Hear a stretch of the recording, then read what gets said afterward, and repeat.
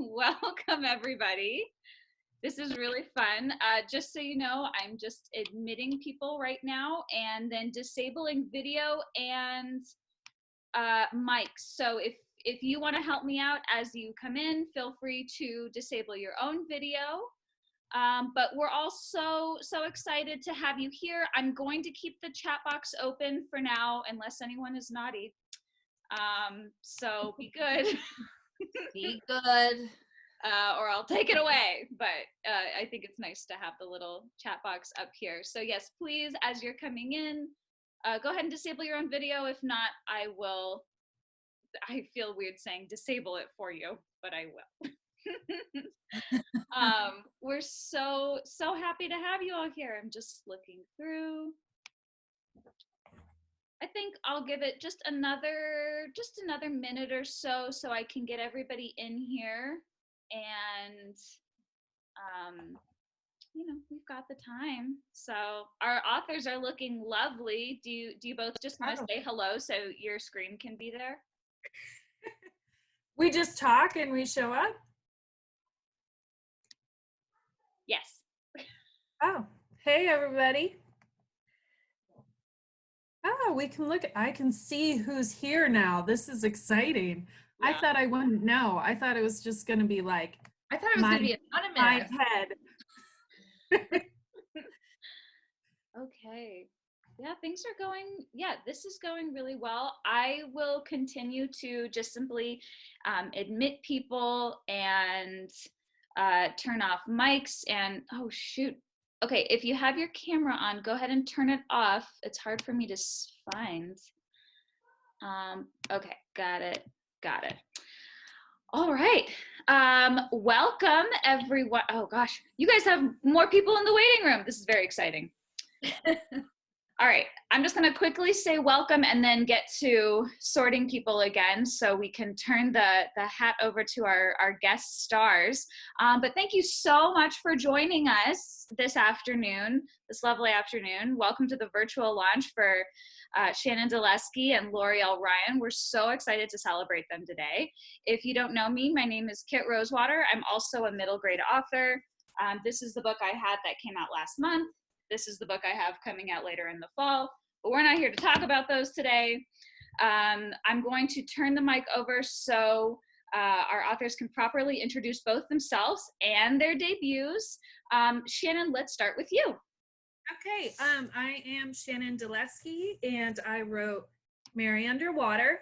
It's about a 14-year-old girl who is inspired by Joan of Arc to build and pilot a submarine across the Chesapeake Bay to get away from her abusive family. So that's about my book. And me, I don't know. I'm, do I have to talk about myself? You can just say a little bit, like any fun facts, but whatever you want. Okay. Well, I live in Texas. We're a military family, so we travel all over the world. And right now we are in West Texas. I've got 2 rescue dogs, a beagle and a Dachshund. And I'm a loudmouth on Twitter if you're on there. And that's about it for me. Loriel? My name's Loriel Ryon. I'm the author of this book. It's so shiny, it just glares really bad, so I got to find the good light. Into the Tall, Tall Grass. And it's an upper middle grade novel set in the New Mexico desert about a girl who embarks on a journey through a magical grass that grows up in the desert to save her grandmother's life. And I don't know what else. I've got 2 kids. We're in quarantine. It's rough out there. We've got a puppy. And we're just hanging in there like everybody else. Yeah. Well, right. It's a weird time for everyone, but definitely a really interesting time to be training a puppy. Yeah, we're home, so that's good. But he's also like attached to me. So if you hear like random scratching at the door, it's probably him trying to get it. Who doesn't want like a puppy scratching to get in if someone's going to be scratching at your door? Yeah, exactly. Or it could be the 3-year-old. I don't know. We'll see. We'll see. So I have a list of questions here that some of the attendees asked beforehand, which is super awesome. But I do have two that I really wanted to get out there first, just to start off the conversation. Shannon and Loriel, both of your books are not just middle grade debuts, but they're specifically been categorized as upper middle grade. Now, I think sometimes the category of middle grade is a little shaky for some people, specifically kind of subcategories like upper middle grade. Could you tell us just a little bit about what upper grade is and or upper middle grade, as well as why that's kind of the most appropriate kind of target audience for your book? Like what kids do you imagine writing this book for? So Shannon, we'll start with you and then pass it over to Loriel. Okay. Yeah, so mine is for 5th through 9th graders. My main character, Mary Murphy, is 14. She's 13 and turns 14. And she's in 8th grade. It's like between 8th grade and 9th grade, the summertime. And I think it used to be YA, and it was a little different. She was a year older because I taught 9th graders and I wanted her to be a 9th grader because I love 9th graders. I knew going into it that 9th grade protagonists were like not a thing. And I knew I was probably going to have to change it, and I was okay with that. But I wanted her to start as a 9th grader. And now she's in 8th grade. It took me a really long time to sell my book, and I think part of it is because it is definitely upper middle grade. It's definitely not middle grade. It's definitely not YA. And I feel like we're kind of at the pioneers of this upper middle grade thing right now, which is really cool. And 10 to 14-year-olds, what I've been thinking of, because right now, if you guys are on Twitter, which some of you are and some of you aren't, but it's an ongoing debate. And I thought I would talk about like TV shows instead, and say like it's for kids who are, they watch Disney Channel TV shows for comfort, but they're not ready for Riverdale High School. They might be that age, like both of those are the same age kid, but it's a different like lens that we see them in. So I think it's for the kids in between that. Very, very cool. That makes a lot of sense in terms of that in-between age where we don't see as much as we want to in like kind of media. So, and Loriel, for you, how did your book come to be upper middle grade?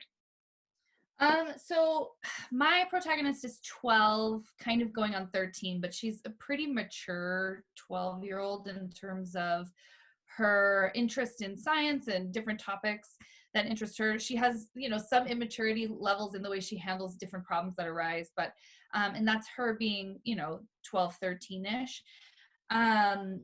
When I was that age, I was kind of growing out of the books that I read, like the Babysitter's Club or those different things. But then, there wasn't really, YA wasn't even a thing then. So I was like going to adult books. And some of those probably had content that was a little mature for me at that age. So the reason I love writing for this age group is like, there's so many different changes that happen in that time between your body and your mind and your families and your friendships and your changing schools and all those different things.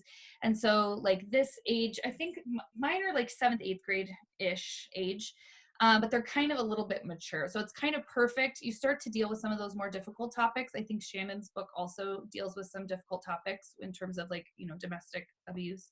And mine's more like grief and loss and those kinds of things. And so I think it's good. These are kind of a safe place to explore those topics for those youth without kind of hitting them super hard with some of like the older YA books. But then they feel like they're not being talked down to in like a younger middle grade book.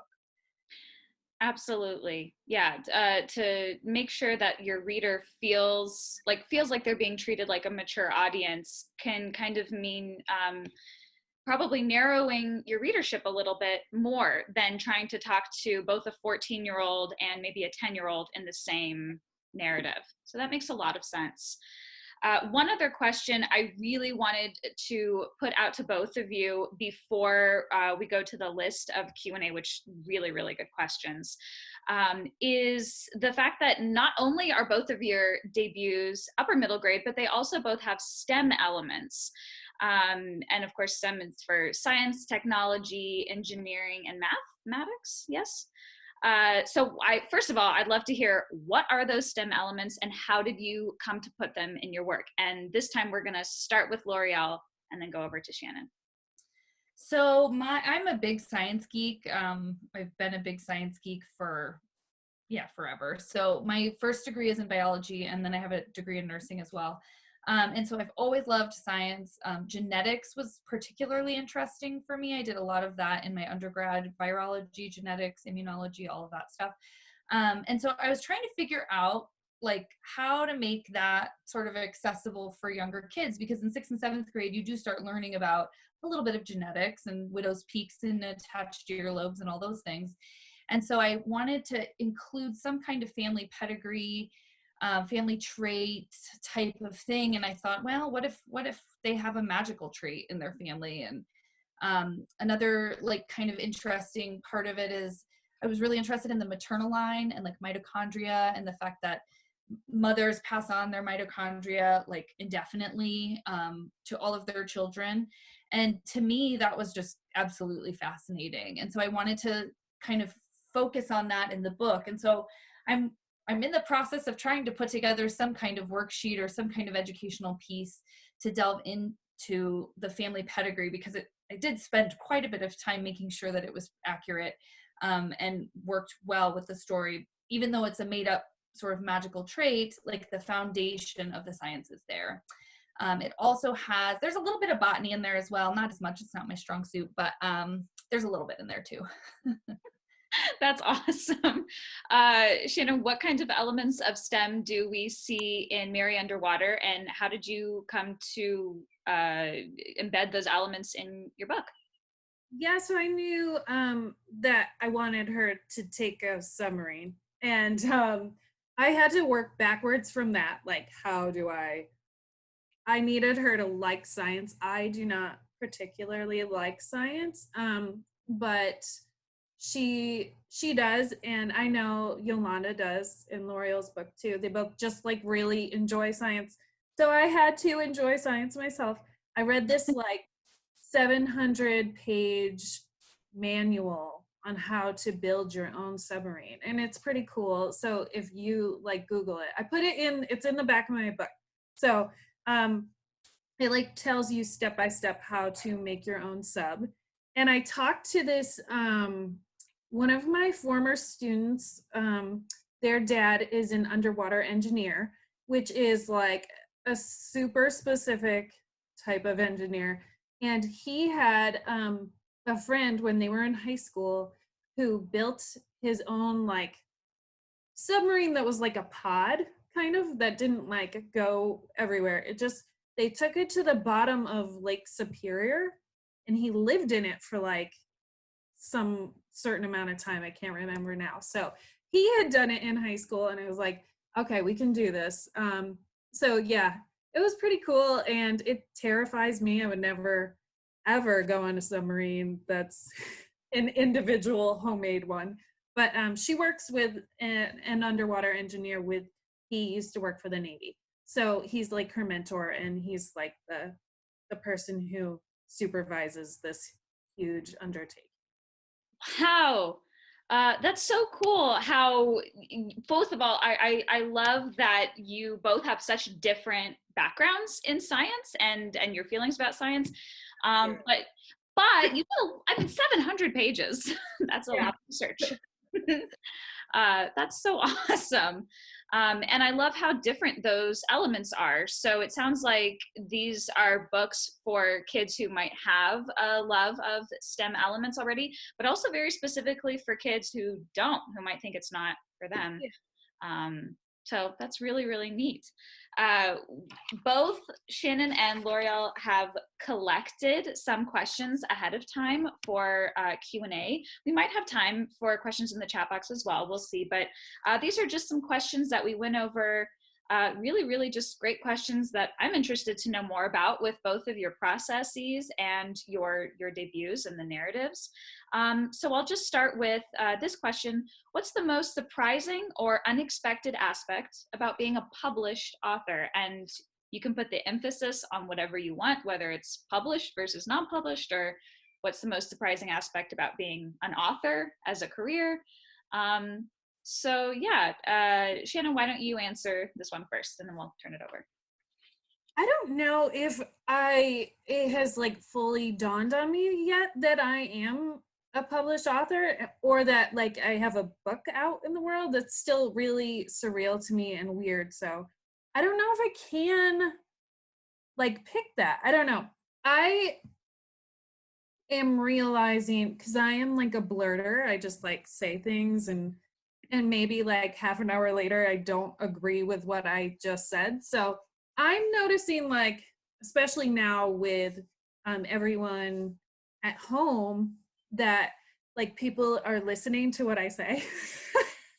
And like I have to be really careful about that, in like a, people might see me today for the first time ever, and then not hear from me and not know that, like, in an hour I've changed my mind on what upper middle grade means or whatever. So our words are incredibly powerful, and not just the words in our books, but outside of it too, is what I am coming to realize.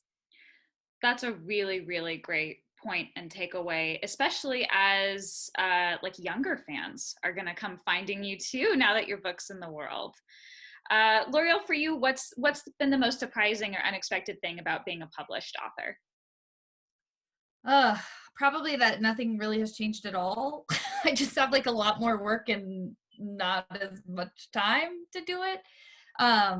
Yeah, I mean, I can hear my kids like screaming out there still. And so it's like, that's basically me trying to like get some more like hard stuff that I gave myself to do in less time.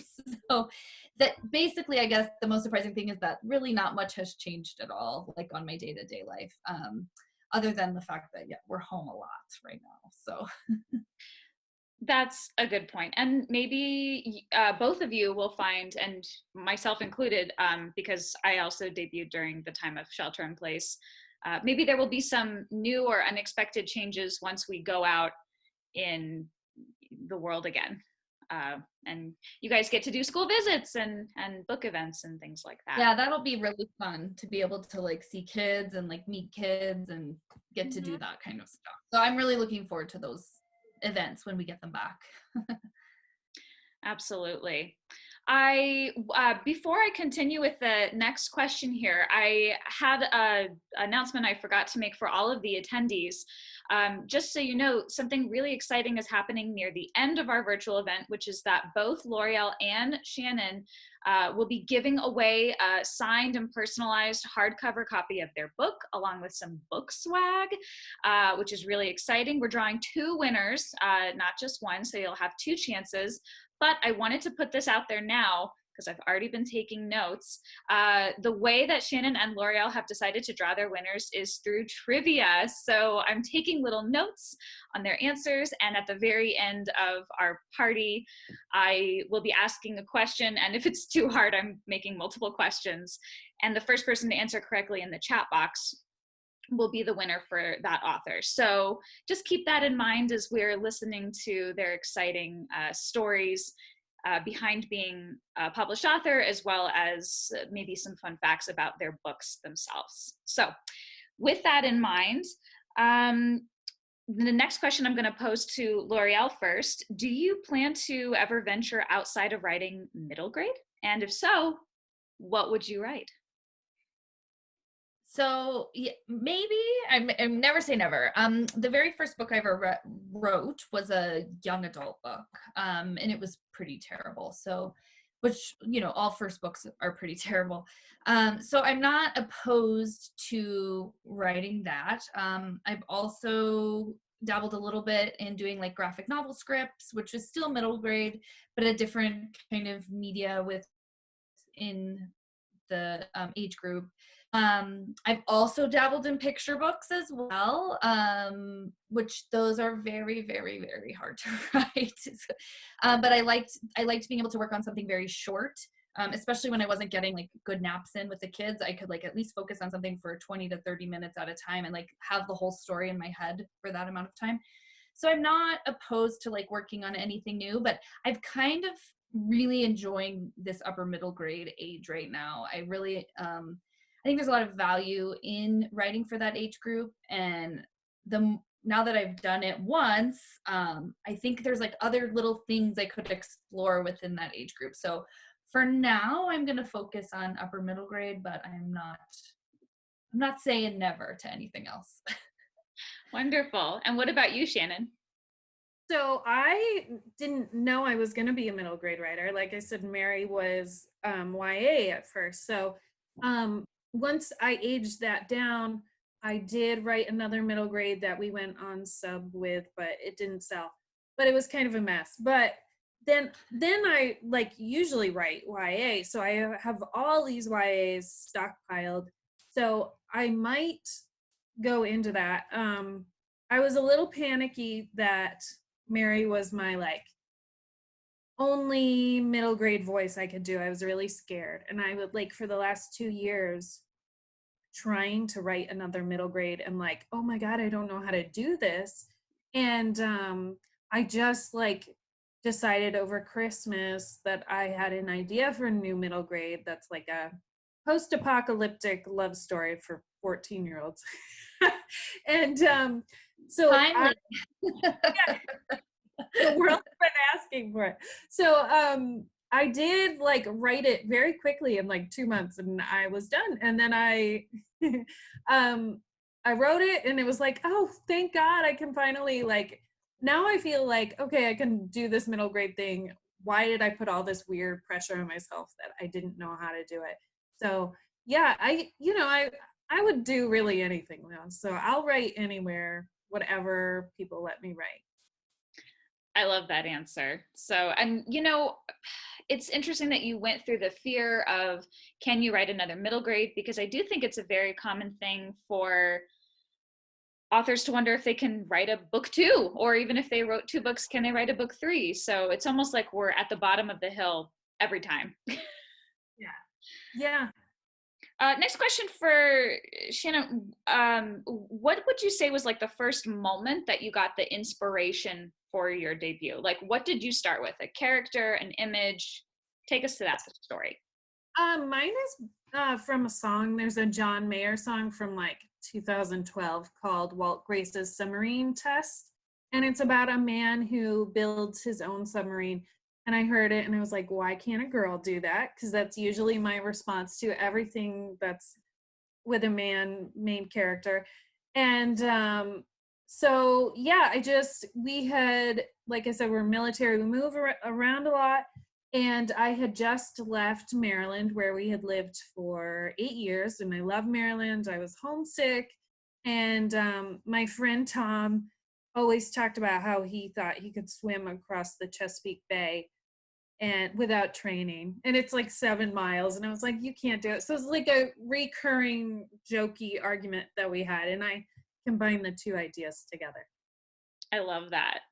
Loriel, what was your first inspiration for Into the Tall, Tall Grass?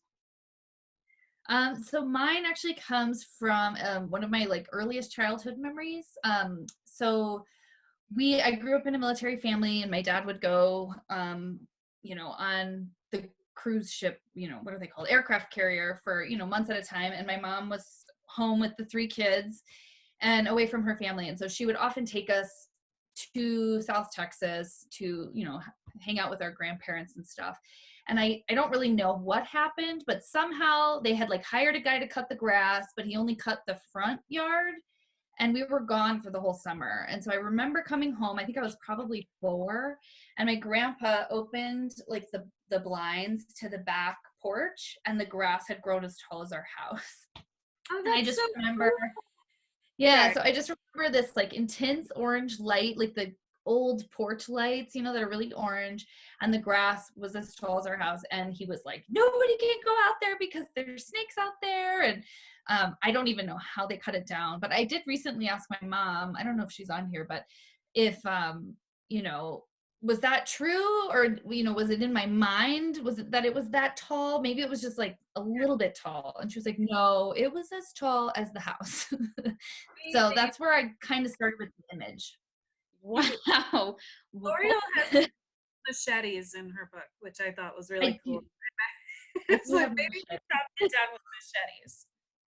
So she just said, I need to figure out a way to get a machete in my book. We'll put some grass in there just because it's middle grade. Oh, I love it. Okay, well, speaking of, I don't know why I would say speaking of machetes, but this next question is, what was your favorite scene to write? So maybe it has to do with machete, maybe not, but Loriel, we'll start with you. So I actually, somebody else had asked that question, I don't know, on Twitter or something. And I can't pick one scene. I think I have two, and my two favorite scenes are the very first scene in the book and the very last scene in the book. Because those were actually the first two scenes I wrote. So I knew where it was going to swell. And this is the original first scene that's in the book now. But then I second guessed myself and rewrote the beginning multiple times, and it wasn't working. And so then I went back to my original first scene. And then the last scene, I always knew what that was going to look like. But so it kind of helped me get from A to B. Once I had set those in, I was able to, you know, through a lot of work and revision and all of that, get there. But those two scenes have pretty much stayed the same. And I wrote those very early. Awesome. The bookend scenes. And Shannon, for you, what was your favorite scene to write in Mary Underwater? I like writing kissing scenes in general. So yeah, we've been talking about how my book is upper middle grade and they're 14. And somehow my publisher let me put like multiple kissing scenes in my middle grade book, which I think is like, I was waiting like every round of revision for them to be like, could you like tone it down a little bit? But they never did. It was really exciting. So there's Mary has a love interest named Kit Rosewater, who will be like stealing every scene for the end of time for this book. And I like turned in my last round and I told my group chat, like, people are gonna love Kip, and I'm already like annoyed with the attention he's gonna get versus Mary. And yes, every single message I have gotten already about people who've finished my book are like, oh my God, I love Kip. He's so funny and real. And I'm like, yes, I know. Like, stop giving him attention. That's what he wants. But no, I loved writing. Kip and I are soulmates. We're the same person. So, you know, writing his scenes are always my favorite thing to do. I love that. Well, your point about Kip getting a lot of attention brings me to next and really important question, I think, and you can answer this flash or go into it. But let's just focus on Mary and Yolanda for just a second. What do you admire most about your protagonists? So Shannon, what do you admire most about Mary? I love that Mary doesn't give up. She's like super, I think we both have like kind of grumpy girl characters, which I think is really cool because you don't see it that much. And Mary is super plucky, even though she doesn't want to be plucky. And I think that's like, she's like reluctantly plucky. And I admire that she doesn't give up no matter what. I love that. Loriel, what thing do you admire the most about Yolanda? So I think for Yolanda, the thing that I admire the most is that she has a capacity to change. She does start off quite grumpy and isolated, and she's not really, she kind of likes to be a loner, but not really, but she doesn't really know how to change. And so throughout the course of the story, she kind of figures out that she doesn't have to be that way, and she can open up and be vulnerable and let people in and let her family into her life and existence. And so I just love that she is okay with changing a little bit, you know? Yeah, well, absolutely, especially because change isn't easy. And so that's a very admirable trait. I love that we've gotten to end with talking specifically about your protagonists, but I was really hoping that we might get a small excerpt of reading from both our authors. So let's see, I don't have an order. Loriel, since you're on my screen right now, would you mind reading a short excerpt of Into the Tall, Tall Grass for us? Sure. So this scene from Into the Tall, Tall Grass is towards the beginning. It's not the first scene because that's kind of been out on samples and all that. So this gives you a different vibe. But basically it's about Yolanda. She has a twin sister and they have, there's a magical family trait and Yolanda did not get the family trait. And so this is her sort of talking about the differences between her sister and herself and then a little bit about the family trait. So I will start. The bees came on their 12th birthday, a month after their abuelo died. It started with one, but by the end of the day, when Sonia was surrounded by bees darting in and out of her braids, Wella had declared that Sonia's gift was definitely the bees. Las abejas, she had said, hugging Sonia, her eyes shining with a mix of pride and sadness, just like my great-grandmother. Wella had pressed her palm to her chest, mi bisabuela. Yolanda waited the rest of the day, the following weeks, and then months for her gift to come, but it never did. It wasn't just that Sonia got the special family trait and Yolanda didn't that made them so different. Sonia looked like Dad, tall, thin, and pale, red-haired and freckled, whereas Yolanda favored Wella and Mama's side of the family, shorter, darker, and rounder, with an unruly mane of chocolate curls. How they could be twins puzzled nearly everyone they met. Twins, but you look nothing alike, people would say. Sonia, the more patient one, would take a few moments to explain the difference between identical and fraternal twins, while Yolanda would roll her eyes, incredulous that people could be so uninformed about basic human reproduction. I love that. It gives you a little Yolanda vibe. That she's a little cranky. It gives us a lot of vibes, but I love that we get to see a little bit of Yolanda's personality in there. Oh, so wonderful. Shannon, would you please read for us an excerpt from Mary Underwater? I will. So in this scene, this is like at the end of the book when Mary has just found out from her mother that her father has posted bail money and he is coming home from prison. And she is supposed to be doing a practice launch for her submarine test where she just goes down to the bottom of the marina and kind of uses the controls and then pops up and everyone is like on the dock waiting for her and making sure she's safe. Kip says, "The Coast Guard is here. I hear yelling, muffled yelling. I think Ford's getting in trouble." I press my lips together. Because of me? I put my hand on the ballast control. I could go up. The Coast Guard would take my sub. They might arrest me or Ford, and then what? I'd never get to pilot my sub. Or I could go. I could flee. I could do what I was born to do. Kip! I lift my chin, my heartbeat pinging between my ribs and the sub, ricocheting like a bullet. Kip, you asked me what I wanted to do, and I know. I'm going to go across the bay today. Can you get your boat to follow me? Murph. So much reservation in one syllable, but he doesn't say Mary. It's something, a chance. My dad is not going to let me do it, Kip, okay? He's not. I need to go now. This is my only chance, I plead. It's very quiet on the other end. Like he's not holding the button down. Either something happened or he's thinking, or he's grabbing the boat. Whatever it is, it's probably bad. He's probably not going to help me escape. I bite my thumbnail. Kip! I watch the fish finder and the water is empty ahead of me through the narrow channel Kip took the Barbara Jean on my birthday. Still nothing over the radio, not even static. I push my eyebrows down. I'm going no matter what, okay? So you can go with me or not. On the other end, Kip curses. I'm trying to sneak past the Coast Guard to get keys to help my girl. Could you please keep it down? I grin so hard it hurts. Kip Dwyer. If I could see his freckled face, I'd kiss it. See all the kissing.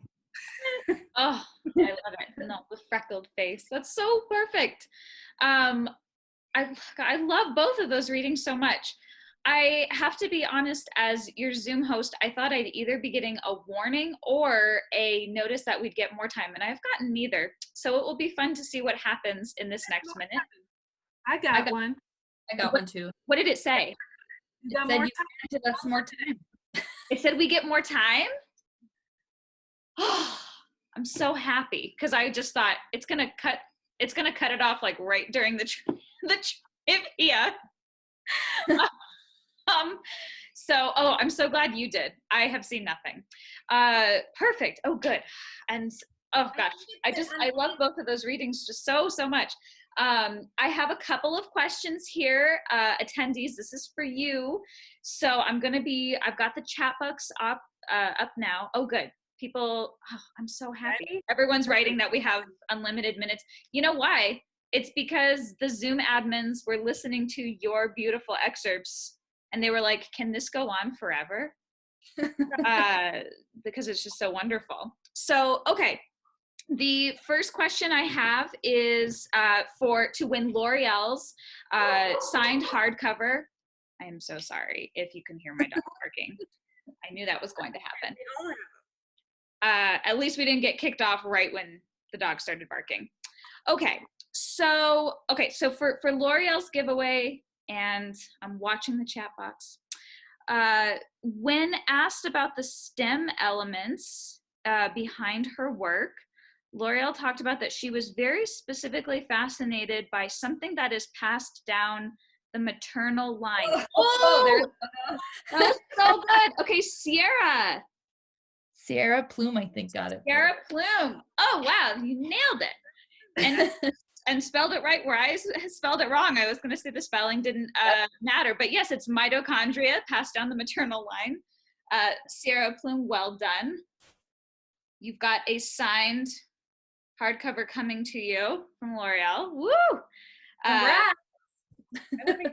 want to know if I'm going to get my own trivia question right. If you'll know the answer. Yeah. Because I said I just run my mouth. Who knows? Who knows what I said? Well, I've got a couple different things. So I figured I'd start off harder and then go to easier questions, but that just made me look like a fool. So maybe these are all too easy. Okay, so when Shannon was talking about the inspiration for Mary Underwater, she was talking about someone who is interested in crossing the Chesapeake Bay, and she was like, I want a girl to do this. Right? Like, or she was like, I want a female character to do this. But anyway, you were saying that the Chesapeake Bay was a certain width in miles. Yes, Christina. Christina, done, everyone. Christina. We're listening. Yeah, you were all listening so well. I'm so impressed. Okay. Christina Amorati, congratulations. You have won a signed hardcover of Mary Underwater. Hey. You guys have really good audience members. Yes, and then she's gonna do Christina, you're gonna do your little gifts that you do on Instagram then. Oh yes, Christina. For anyone who doesn't follow, I believe it's Band of MG Books at Band of MG Books on Instagram. Amazing graphics of covers. So Christina's phenomenal with that, and yeah, I love that. Love that.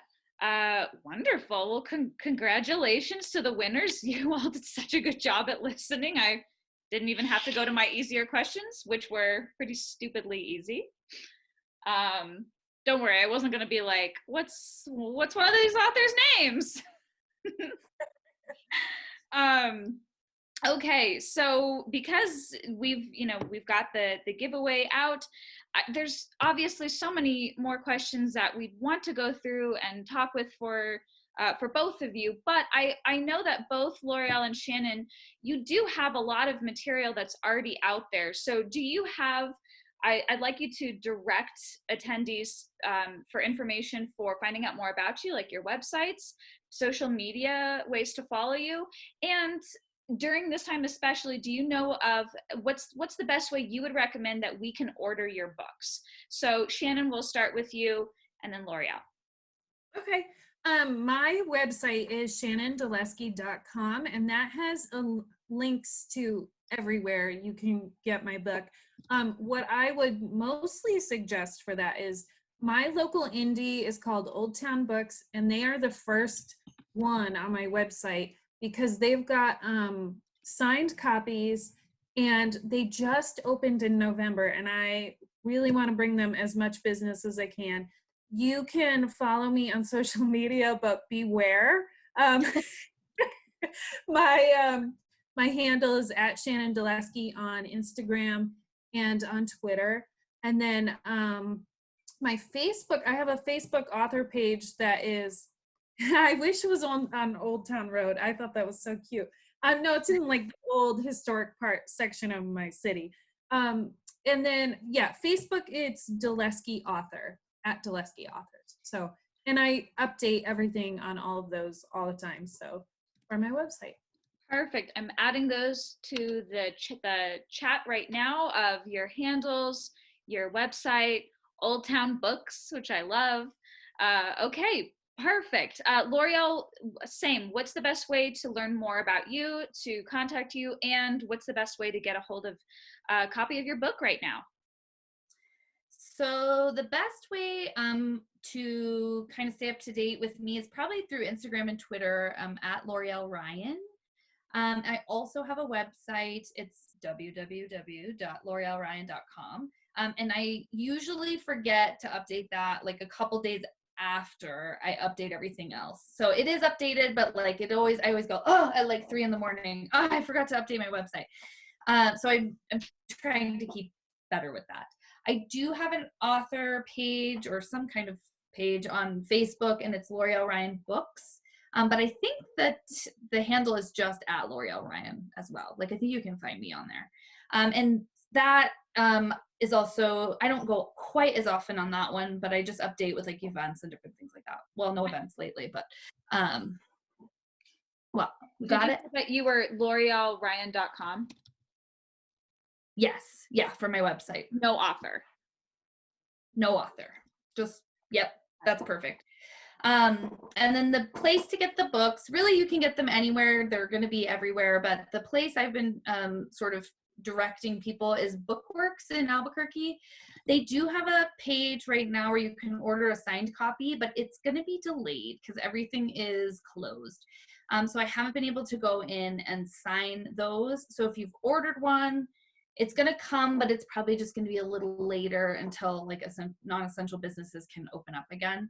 But you know, and there's another local indie here too, Page One Books. You could try them too, but Bookworks has really been kind of shuttling out most of my books from a local standpoint.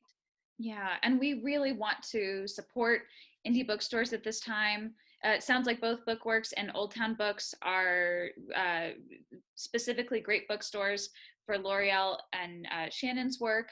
Also, I know that bookshop.com is pairing with indie bookstores, and so it's very possible that you can support your own local indie bookstore by going through bookshop.com and then finding to see if your indie bookstore is listed. And I'm not sure if... Is it org or com? It is .org. Oh, it probably is org. I'm sorry. No, it's okay. That's why I typed it in. You're good. All right, bookshop.org. So now we know for people who will probably want to stay home and immediately get your book sent to them. Loriel, Shannon, it was just so wonderful to host you today. Is there anything else that you'd like to add before we, kind of bid everyone good afternoon? Well, thank you, everybody, and thank you, Kit, and definitely buy Kit's book. It's really good. Derby Daredevils. It's illustrated, and it's great for reluctant readers, I will say. That's it. Thank you, everybody. This was a lot of fun. It was I would second that. The Derby Daredevils. It's got great illustrations in it. Hold on, if I can open this. Let me find one. Lots of little illustrations in the book. So it's like a good kind of hybrid graphic novel chapter book. And thank you, everyone. Thanks, Shannon, for doing this with me too. And Kit for hosting. I know all of our plans totally got changed, but this was great. I think a lot of people who wouldn't have been able to come to like a in-person launch are able to attend here. So I'm really glad everyone. Absolutely. You guys are way too sweet. It was such an honor and a pleasure to host you. I can't say how relieved I am that things happened that went well and other things didn't happen. It was just really wonderful all around. So I know that this has definitely made my weekend. For everyone who attended, thank you so much for coming, being here. I love the chat box. It's just filled with so much love and positivity. So we'll be, your authors will probably be looking through it later, and you just have made their week. So thank you so much again. Everyone stay safe, stay home, wash your hands, and I guess we'll catch Loriel and Shannon on their social medias or their websites. So thanks so much. Yes, thank you. All right. Bye. Bye everyone.